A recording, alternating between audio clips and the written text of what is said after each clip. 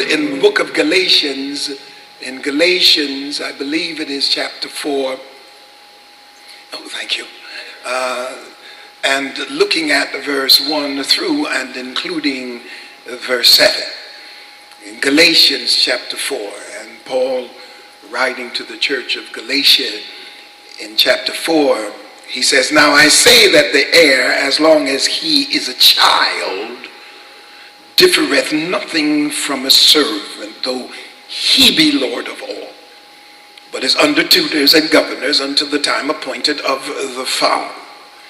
Even so we, when we were children, were in bondage under the elements of the world. But when the fullness of time was come, God sent forth his Son, made of a woman, made under the law, to redeem them that were under the law, that we might receive the adoption of sons. And because ye are sons, God hath sent forth his Spirit of his Son into your hearts, crying, Abba, Father.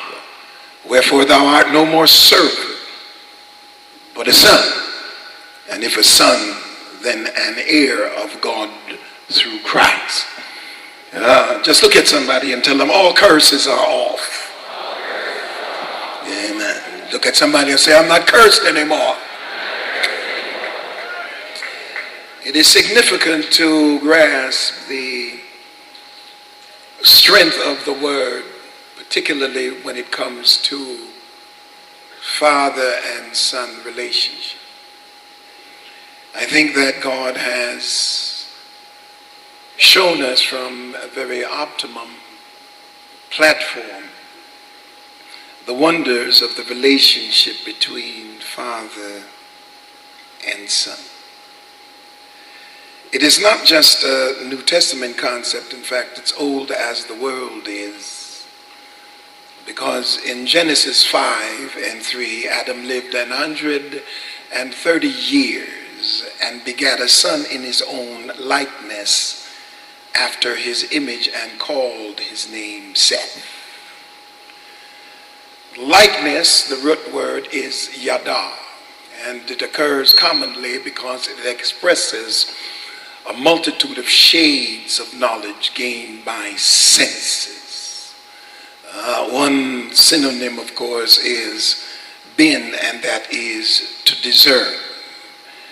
And obviously what the writer or the etymological root is that somewhere along the line you can discern a relationship between father and son, because he brought him in his likeness, and if he's in his likeness, somehow you should be able to see a resemblance of the father in the child, because there's absolutely no way that there will be total separation from the two, because first of all, there are genetic proclivities, that's nature, and then secondly, the disposition and the attitude that raises the nature, which is nurture, has to have some similarities not only in its genetics but in its philosophy and psychological development.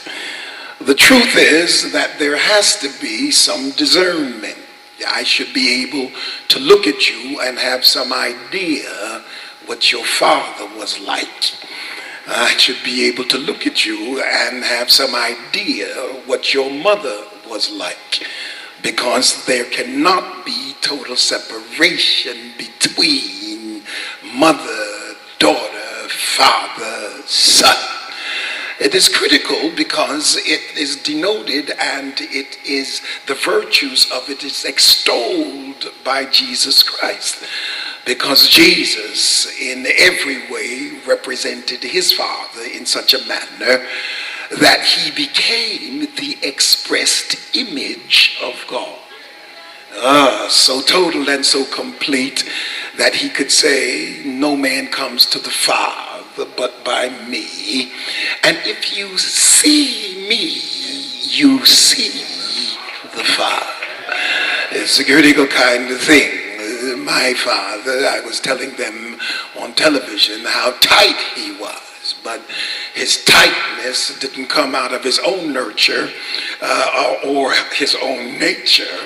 His tightness came because his daddy was tight. And so he was nurtured to be, to be more etymologically sophisticated. He was nurtured to be frugal. How is that? You like that better?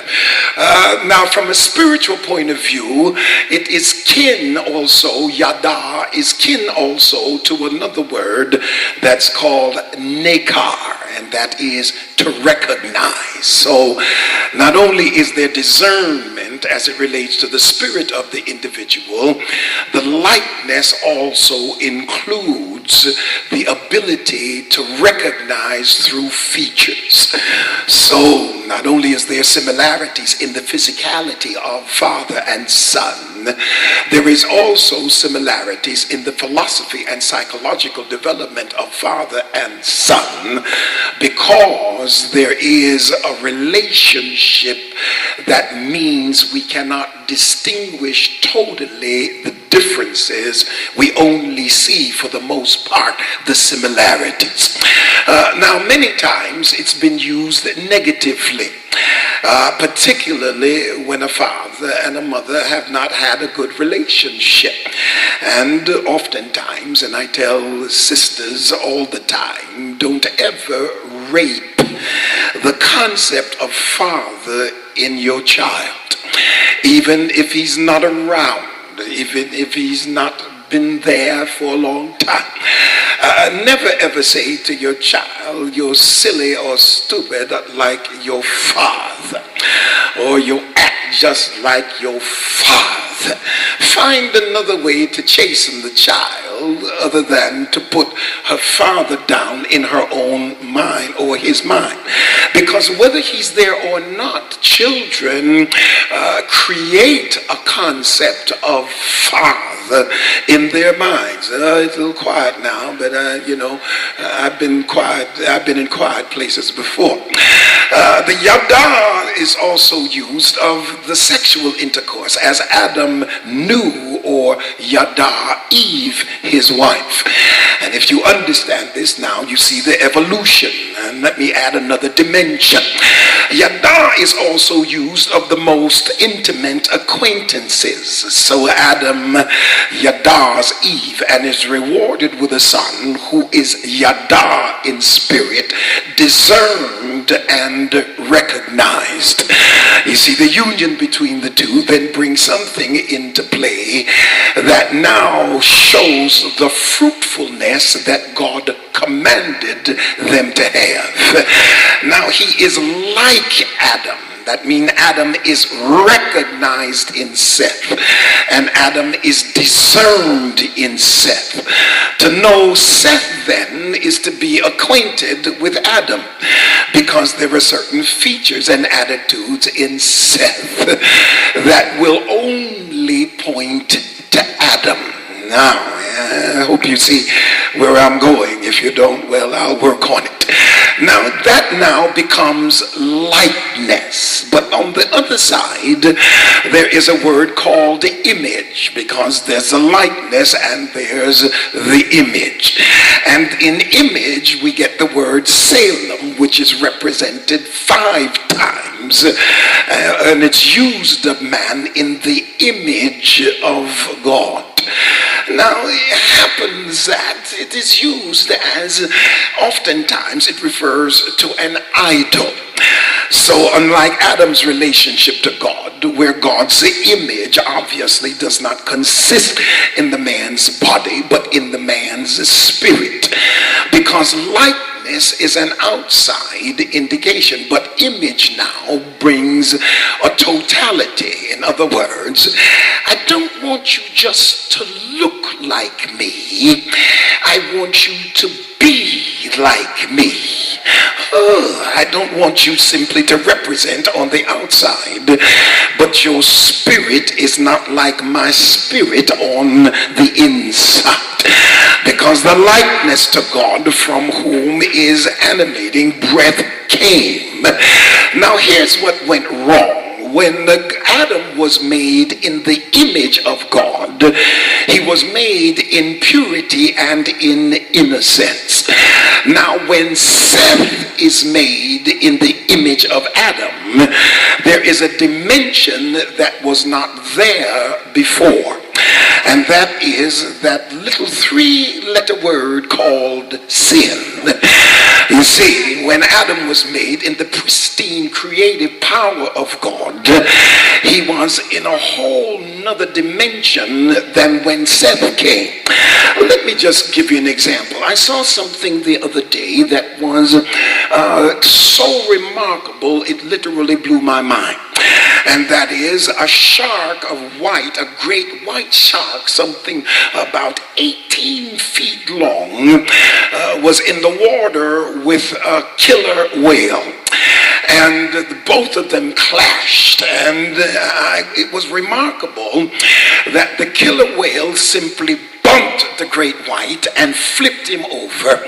And when he flipped him over, he caught him in his jaws and destroyed him, literally. And I couldn't believe that the great white could succumb to a killer whale. Later, the marine biologists showed that when you turn a shark upside down, he is totally immobilized. And that's exactly what the killer whale did. Now, I looked at the awesomeness and of the whole food chain, and then it came to me that before sin, man could have stepped in the water with a killer whale and a great white shark, and they couldn't do anything to one of us. It brought me to understand that the difference between man in his sinless environment and man after sin are two different things. You around here, if a mouse came in here, this whole choir would scream and run. And yet still, before sin, man had domination, and he was made to rule